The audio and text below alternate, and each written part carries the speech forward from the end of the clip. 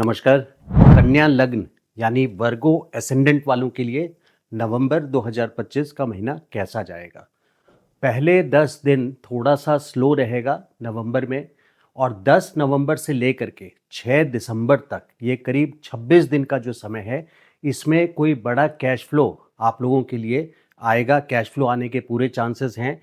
उसके 3 बड़े important reasons हैं, उसको समझना ज़रूरी है। और ये तीनों एक दूसरे को कम्प्लीमेंट कर रहे हैं, यानी एक दूसरे को सपोर्ट कर रहे हैं। तो तीन बड़े फैक्टर्स हैं जिसके कारण 10 नवंबर से लेकर के 6 दिसंबर तक इस 26 दिन में अच्छे कैश फ्लो की उम्मीद की जा सकती है। वहीं पे इसके डिटेल में जाने से पहले ये भी समझेंगे कि 10 नवंबर से लेकर के 29 नवंबर तक आपके लग्नेश वक्री स्थिति में रहेंगे। तो जहां कैश फ्लो स्वतः आएगा, यानी खुद ब खुद ऐसा मौसम ग्रह बना रहे हैं जिससे कैश फ्लो आने की संभावना आपकी इन 26 दिनों में हो जाएगी। लेकिन वहीं पे 10 नवंबर से लेकर के 29 नवंबर तक आपके लग्नेश बुध वक्री स्थिति में रहेंगे, यानी जरा सा आपको संभल करके रहना है। वक्री स्थिति में ऐसा नहीं है कि कोई ग्रह बुरा हो जाता है, बट वक्री स्थिति में इरैटिक यानी अनसर्टेन हो जाता है। जिस तरह की प्लानिंग आप करके चलते हैं, जिस तरह की बजटिंग आप कल करके चलते हैं, ज़रूरी नहीं है कि उसी प्लान के तहत और उसी स्क्रिप्ट या कहानी के तहत चीज़ों का होना, ऐसा नहीं है। तो वक्री स्थिति में ग्रह की प्लानिंग और मंशा यानी मिशन स्वयं की हो जाती है, और काफ़ी बदलाव के साथ वो आपके जीवन को आगे बढ़ाते हैं, और ये पॉजिटिव रहेगा आपके लिए। इस बात को डिटेल में समझते हैं, चलिए वीडियो में देख करके। तो पहले 10 दिन बृहस्पति आपके पराक्रम भाव में तीसरे घर में है, और 10 तारीख नवंबर से ये वक्री स्थिति में हो जाएंगे। तो वक्री स्थिति में होने के साथ ही इनकी जो डायरेक्शन है वो सेकंड हाउस की ओर हो जाएगी, दूसरे घर की ओर। दूसरा घर यानी कैश फ्लो, सेविंग्स अकाउंट, आपका बैंक का जो सेविंग्स अकाउंट है वो। तो बुध की जो इंटेंशन हो जाएगा, बुध का जो प्रॉमिस हो जाएगा, वो आपके बैंक अकाउंट को भरना हो जाएगा, यानी कोई ना कोई कैश फ्लो। तो ये बेस्ट टाइम है। अगर आपके पेमेंट्स कहीं पे ड्यू हैं तो आप तगादा कर सकते हैं, उन लोगों से पूछ सकते हैं जिनके पास आपने पैसे पार्क किए हैं या पैसे दिए हैं उधार। तो ये बेस्ट टाइम रहेगा 10 नवंबर के बाद से लेकर के 6 दिसंबर तक का। पेमेंट्स सिर्फ उधार वापस मिलने के लिए नहीं, बल्कि नया कैश फ्लो यानी न्यू इनकम जनरेट करने के लिए भी 10 नवंबर से 6 दिसंबर का ये बेस्ट टाइम है। सपोज आप बिजनेस में हैं, तो बिजनेस में अगर आपने अपने सप्लाई किया हुआ है, कोई मटेरियल या प्रोडक्ट्स आपने सप्लाई किया हुआ है, आप होलसेल में हैं, एक एग्जांपल दे रहा हूं, तो इस टाइम पे अगर आपकी पेमेंट्स पेंडिंग है तो उसके लिए आप अपनी पार्टी को जिसको आपने सप्लाई किया है इस टाइम पे 10 नवंबर से 6 दिसंबर के बीच में कॉन्टैक्ट कर सकते हैं, बिकॉज ऑलरेडी प्लैनेट्स के सपोर्ट। नाउ ज़रूरी नहीं है जो लोग बिजनेस में नहीं हैं, जॉब में हैं, उनके लिए भी 10 नवंबर से 6 दिसंबर ये बहुत इंपॉर्टेंट है। बुध आपके लग्नेश हैं, और बुध की डायरेक्शन यहाँ पे 10 नवंबर के बाद से वक्री स्थिति में। हालांकि ये कंबस्ट भी हैं, ये कंबस्ट भी हैं, इस बात को मैं पूरी तरह से आपको क्लियर कर दूं। 11 नवंबर से 27 नवंबर के बीच में कंबस्ट भी हैं।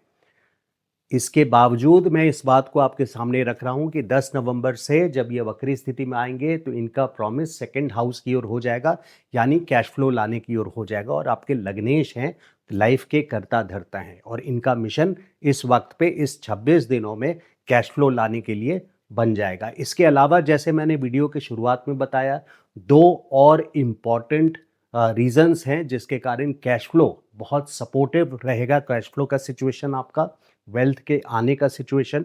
दूसरा रीज़न ये है कि शुक्र यानी दूसरे घर के जो स्वामी हैं शुक्र, वो पूरे नवंबर में यानी 27 अक्टूबर से ही 7 दिसंबर तक शुक्र भी अपनी ही राशि में, यानी अगर आप अपने ही घर में रहें तो आप कंफर्टेबल पोजीशन में रहते हैं, खुश पोजीशन में रहते हैं। उसी तरह से ग्रह जब अपने ही पोजीशन में हैं तो बलवान हो जाते हैं, पावरफुल हो जाते हैं। तो यहाँ पे शुक्र का भी रोल डायरेक्टली, और आपके ये भाग्येश भी हैं, तो शुक्र का रोल यहाँ पे डायरेक्टली, शुक्र का भी प्रॉमिस कैश फ्लो लाने के लिए बन जाता है। तो बुध को इससे सपोर्ट मिलेगा। और तीसरा और एक बहुत इंपॉर्टेंट रीज़न ये है कि बृहस्पति, जिनको फाइनेंस का पोर्टफोलियो मिला हुआ है और ज्ञान का भी है, तो फाइनेंस की बात अभी कर रहे हैं, तो फाइनेंस में ये 18 अक्टूबर से ऑलरेडी आपके 11th हाउस में आ चुके हैं। तो नवंबर के पूरे महीना में ये 5 दिसंबर तक, नवंबर के पूरे मंथ में आपके 11वें घर में धन स्थान पे उच्च के रहेंगे।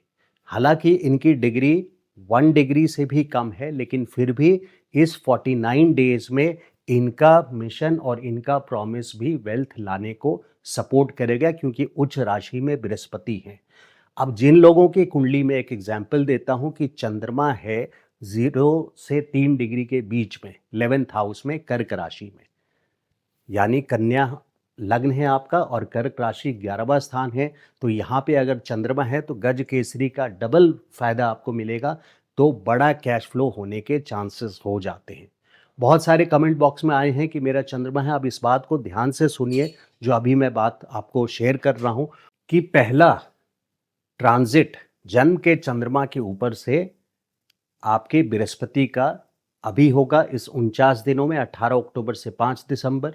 और इसके बाद फिर एक दोबारा ट्रांजिट होगा जन्म के चंद्रमा अगर 0 से 3 डिग्री के बीच में है, तो ये अगले साल जून में फिर से ट्रांजिट होगा आपके चंद्रमा के ऊपर से।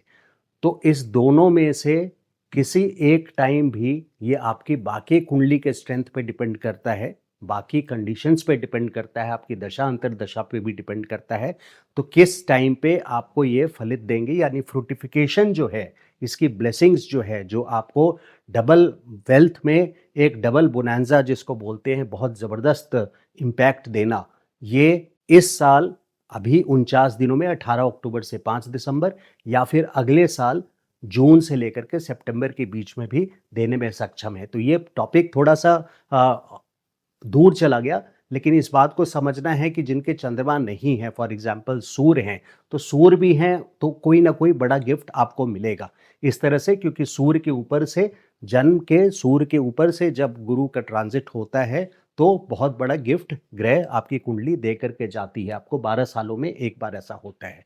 तो वापस आते हैं, देखिए नवंबर के महीने में बृहस्पति पूरे तरह से आपके 11th हाउस में है और ये एक एग्जॉल्टेशन पोजीशन पे है, जिसके वजह से स्ट्रेंथ इनकी बहुत अच्छी है। हालांकि 1 डिग्री की है तो पूरा 100% रिजल्ट आप एक्सपेक्ट नहीं कीजिएगा, लेकिन स्टिल अगर इस 30 डेज की मैं बात करूं, मंथली वीडियो है, 30 डेज की बात करूं तो 5 दिसंबर 6 दिसंबर तक आपके बुध भी वक्री हैं, 6 दिसंबर तक, 5 दिसंबर तक आपके बृहस्पति भी 11वें घर में हैं। तो ये सारे सपोर्टिव फैक्टर्स हैं और शुक्र भी आपके 26 नवंबर तक तुला राशि में हैं। तो ये तीन फैक्टर्स नवंबर के मंथ में ऑलमोस्ट कॉमन डेट्स हैं। शुक्र 26 तक हैं, लेकिन बृहस्पति और बुध का सपोर्ट आपको 6 दिसंबर, 5 दिसंबर, 6 दिसंबर तक कंटिन्यूड है। तो इस 26 डेज में मैं काफ़ी अच्छा कैश फ्लो देख रहा हूँ। इस बात को मैंने इतना एम्फेसाइज इसीलिए किया है कि 3 बड़े स्ट्रॉन्ग रीजंस हैं जिसके वजह से यहाँ पे बड़े cash flow, big cash flow जो मैंने लिखा है यहाँ पे हेडिंग इस वीडियो का, कि बिग कैश फ्लो, और उसके ABC 3 वजह दिए हैं। अब देखिए जरा सा, नवंबर के मंथ में एक और इम्पॉर्टेंट ट्रांजिट हो रहा है, शनि का ट्रांजिट, जो वक्री स्थिति में है 27 नवंबर तक। जुलाई 13 से 27 नवंबर तक इनका डायरेक्शन छठे भाव की ओर था, यानी कुछ ना कुछ परेशानी कंटिन्यूसली लाने का रोल था इनका। तो यहाँ पे 27 नवंबर को जब वक्री स्थिति इनकी समाप्त हो जाएगी, रेट्रो मोशन एंड हो जाएगा, तो फिर एक स्टेबिलिटी लाइफ में दोबारा से आएगी, चैलेंजेस थोड़े कम होने लग जाएंगे। हालांकि शनि का जो रोल है वो कंटिन्यूड रहेगा, अगले 2027 2 जून तक वो कंटिन्यूड रहेगा। और शनि यहाँ क्या करते हैं, शनि सप्तम स्थान पे मैरिड लाइफ को एक बोर्डम भरा बना देते हैं। शनि एक ऑडिटर हैं, कैग जिसको बोलते हैं, controller auditor general of India बोलिए या पूरे ग्लोबल लेवल पे बोलिए। तो शनि एक ऑडिटर हैं और ऑडिटर को अपने घर में, किसी भी घर में जाएं तो कोई पसंद नहीं करता है। तो मैरिड लाइफ में ऑडिटर का रोल यहाँ पे ज़रा सा ब्लैक एंड वाइट पिक्चर बना देता है, यानी रोमांटिक लाइफ मैरिज में समाप्त कर देता है और बोर्डम भरा लाइफ कपल्स के बीच में ले आता है। और अगर आपके बिजनेस पार्टनर भी हैं तो हो सकता है आप उनसे भी एक उच्चाटित वे में यानी डिसइल्यूजन्ड आप उनसे भी रहें। तो यहाँ पे इस बात को संभाल करके चलिएगा कि शनि मतलब बहुत स्लो मूविंग प्लैनेट है, जिसके वजह से लाइफ में स्लो इवेंट्स आपके कराएंगे, क्योंकि लग्न पे दृष्टि रहेगी अगले 2 साल तक, तो स्लो इवेंट्स कराएंगे। कई बार फ्रस्ट्रेशन, जब इस मंथ तो आपके गोचर फेवरेबल हैं कैश फ्लो के लिए, खास करके कैश फ्लो के अलावा भी स्ट्रॉन्ग प्लेसमेंट्स है आपके लग्नेश का, तो मूवमेंट हो रही है चीज़ों की पॉजिटिवली।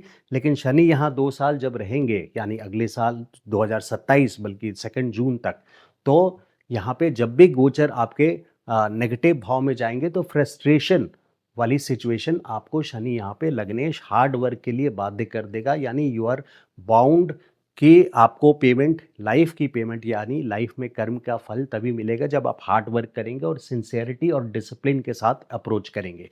तो शनि का रोल यहाँ मैंने समझा। अब बृहस्पति के रोल को देखिए। बृहस्पति का रोल एक लॉन्गर पर्सपेक्टिव देता हूँ कि अगले साल जब कर्क राशि में दोबारा आएंगे तो जून से लेकर सितंबर तक इनका रोल यहाँ पे आपके 11th हाउस, लॉन्ग टर्म की बात कर रहा हूँ, जून 2026 से लेकर सितंबर 2026 तक बृहस्पति कर्क राशि के 100% ब्लेसिंग्स देना शुरू कर देंगे उस ड्यूरेशन में। लेकिन 1 अक्टूबर 2026 से लेकर के 9.5 महीने के लिए, यानी 14 जुलाई 2027 तक गंडांत के डिग्रीज में रहेंगे। तो वहाँ पे फाइनेंशियल पोर्टफोलियो में आपको पूरी तरह से रिस्क फ्री रहना चाहिए। रिस्क फ्री मतलब आपको कोई रिस्क नहीं लेना चाहिए उस ड्यूरेशन में। 1 अक्टूबर 2026 से लेकर के 14 जुलाई 2027 तक गुरु गंडांत पे रहेंगे और डिग्री वाइज केतु की युति रहेगी। केतु यहाँ पे एडवांस डिग्री पे 5 दिसंबर को निकल भी रहे हैं।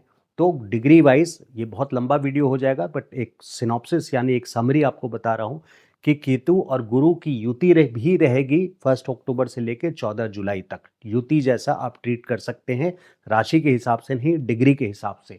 तो फाइनेंशियल पोर्टफोलियो एट रिस्क रहेगा, रिस्क फ्री नहीं, एट रिस्क रहेगा, जहां पे आपको कोई बड़ा रिस्क नहीं लेना है अगले साल।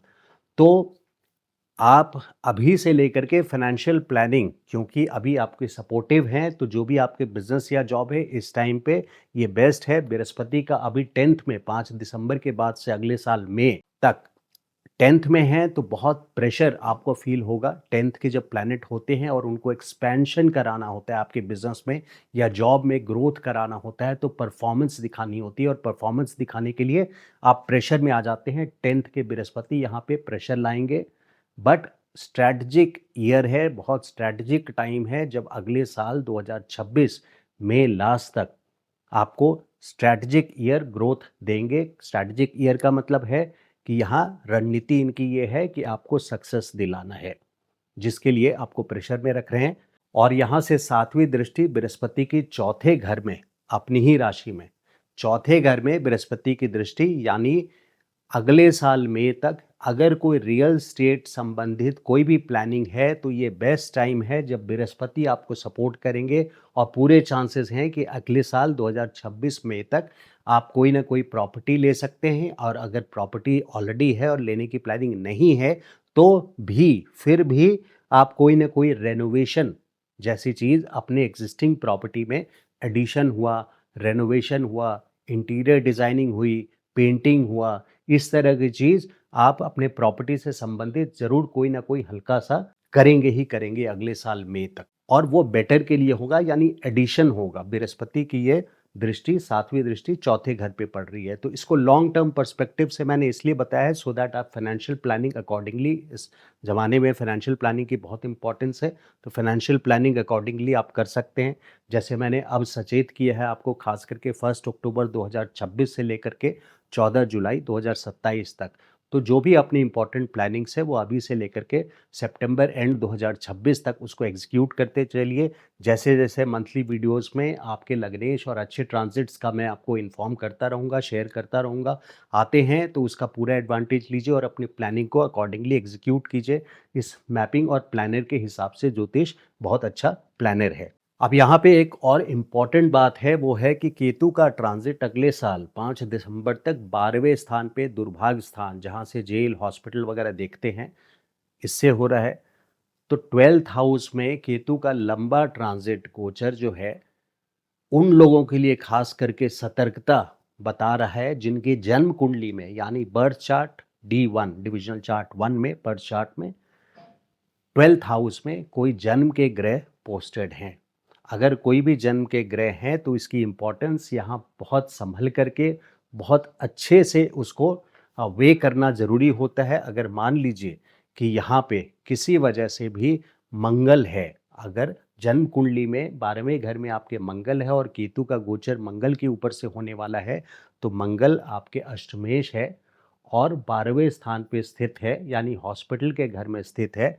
तो केतु का गोचर मंगल के जन्म के मंगल के ऊपर से केतु का गोचर यहाँ पे हॉस्पिटल विजिट्स, सर्जरीज जैसी चीज़ों को आपके लाइफ में करा सकता है। अगर मंगल की जगह सूर्य है आपके 12वें घर में और केतु का ट्रांजिट उसके ऊपर से जो अभी हो रहा है अगले साल 5 दिसंबर तक, तो सूर्य के ऊपर से ट्रांजिट केतु का गवर्नमेंट से रिलेटेड, अगर आपने कोई टैक्सेस नहीं भरा हो, कंपनी चलाते हैं, जीएसटी ड्यू है, या आपके इनकम टैक्स में कोई हेरा फेरी की हुई है, या गवर्नमेंट से रिलेटेड अनजाने में ही कुछ हुआ हो, तो गवर्नमेंट से रिलेटेड ट्रबल उजागर बहुत साल पहले का कोई गलती की हो आपने, तो गवर्नमेंट से रिलेटेड प्रॉब्लम्स को लेकर के आएंगे और आपको तकलीफ में यहाँ पे केतु डालेंगे जब केतु का गोचर जन्म के सूर्य के ऊपर से होगा। अब एक और एग्जाम्पल ले लेते हैं। अगर शनि, मान लीजिए आपके जन्म कुंडली में 12वें घर में कन्या लग्न है और 12वें घर में शनि है, तो शनि आपके पंचमेश हैं और षष्ठेश हैं। तो शनि का यहाँ पे होना, यानी केतु का गोचर जब शनि के ऊपर से होगा तो आपको अपने बच्चों के प्रति, मैरिड हैं, बच्चे हैं, तो बच्चों के प्रति, उनके हेल्थ के प्रति केयरफुल रहना है। और सिर्फ हेल्थ नहीं, ओवरऑल बच्चों के प्रति आपको सजग रहना है, आपका सपोर्ट कंटिन्यूड रहना चाहिए और अलर्ट रहें, सावधान रहें। केतु का ट्रांजिट पंचमेश के ऊपर से होगा तो बच्चों से रिलेटेड यहाँ पे प्रॉब्लम आ सकती है। और दूसरा षष्ठेश है, यानी छठा भाव, जिससे रोग भी देखते हैं, लड़ाई झगड़ा भी देखते हैं, कोर्ट केसेस भी देखते हैं। तो शनि का यहाँ पे अगर षष्ठेश है तो फिर कोर्ट के केसेस चल रहे हैं तो आपको बहुत सावधान रहना चाहिए। अगर कोर्ट के केसेस नहीं है, जस्ट इन केस एक एग्जाम्पल दिया था, भगवान ना करे आपके कोर्ट के कोई केसेस कोई हों। वैसे भी आप लोग बहुत संभल करके नपातुला वे में करते हैं, बजटिंग में बहुत स्ट्रांग होते हैं, मतलब लाइफ के पूरे बजटिंग में स्ट्रांग होते हैं और कैलकुलेटिव काफ़ी होते हैं। अपने लोग आपके सामने बोलते रहेंगे, आप चुपचाप सुनते हैं, लेकिन आपके दिमाग में कैलकुलेशंस काफ़ी अच्छा और शार्पली और इंटेलिजेंटली आप लोग बुद्धिजीवी की तरह करके चलते हैं। तो वापस आते हैं, तो छठे स्थान के स्वामी यहाँ पे शनि अगर हुए 12th हाउस में, तो क्या इम्पैक्ट आ सकता है? कोई रोग संबंधित प्रॉब्लम आपको केतु का गोचर उसके ऊपर से करा सकता है। अब देखिए, जिन लोगों के लिए मैरिज के लिए रुके थे और बहुत टाइम से शादी नहीं हो रही है, तो इस 49 दिन में, इस कौन सा 18 अक्टूबर से लेके 5 दिसंबर, बृहस्पति की 9वीं दृष्टि सप्तम स्थान पे पड़ेगी। तो सप्तम स्थान पे पड़ेगी तो इस 49 डेज में मैरिज के चांसेस बना देंगे।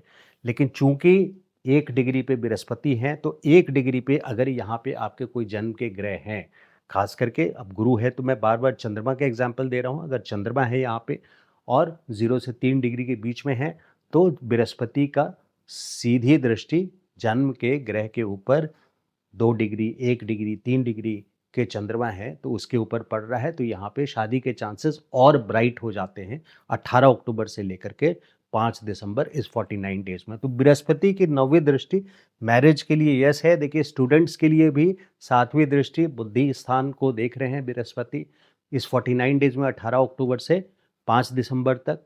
और 5 दिसंबर के बाद भी बृहस्पति स्टूडेंट्स के लिए बहुत इंपॉर्टेंट है, तो अगले साल मई तक बृहस्पति काफ़ी प्रेशर में रखेंगे। बट ये डी 1 ईयर है जब 10th हाउस में बृहस्पति जाते हैं, जब स्टूडेंट्स के लिए मोस्ट इम्पॉर्टेंट ईयर मैं बोलता हूँ है आपके करियर बनाने के लिए। और अगले साल भी जून से लेकर के सितंबर तक ये आपके लिए बहुत सपोर्टिव रहेंगे स्टूडेंट्स के लिए। तो अब एक समराइज कर देता हूँ। जैसा मैंने बताया, वीडियो का मंथली वीडियो है, तो 10 नवंबर तक ज़रा सा स्लो इवेंट्स मैं देख रहा हूँ, लेकिन 10 नवंबर के बाद से लेकर के 6 दिसंबर तक एक अच्छा कैश फ्लो, बड़ा कैश फ्लो, जिसके 3 वजह मैंने बताया। बुध का वक्री होना, यानी दूसरे घर का फल देना, सेकंड हाउस जिससे इनकम देखते हैं। शुक्र अपनी ही राशि में दूसरे स्थान पे होना, बृहस्पति का 11th हाउस भी स्ट्रांग होना, ये दोनों इनकम, एक फिक्स्ड डिपॉजिट है, एक सेविंग्स अकाउंट है, ये दोनों घर स्ट्रांग है, जिसके वजह से 10 नवंबर से 6 दिसंबर तक खास करके काफ़ी स्ट्रांग है। 10 नवंबर से 6 दिसंबर तक कैश फ्लो के लिए, और ओवरऑल सिचुएशन भी इस मंथ में आप लोगों की स्ट्रांग है। तो ये था वीडियो कन्या लग्न वालों का, वर्गो एसेंडेंट का। अगर वीडियो अच्छा लगा हो तो लाइक कीजिएगा। अगर आपको पर्सनल कंसल्टेशन लेना है तो मेरा नंबर है 9810844912। आप मुझे व्हाट्सअप मैसेज कर सकते हैं, बट कंसल्टेशन फीस एप्लीकेबल रहेगी। और रिक्वेस्ट है कि अगर चैनल को अभी तक सब्सक्राइब नहीं किया आपने तो request you to kindly subscribe to my channel. ये मोटिवेटेड रखता है मुझे। Thank you so much. नमस्कार।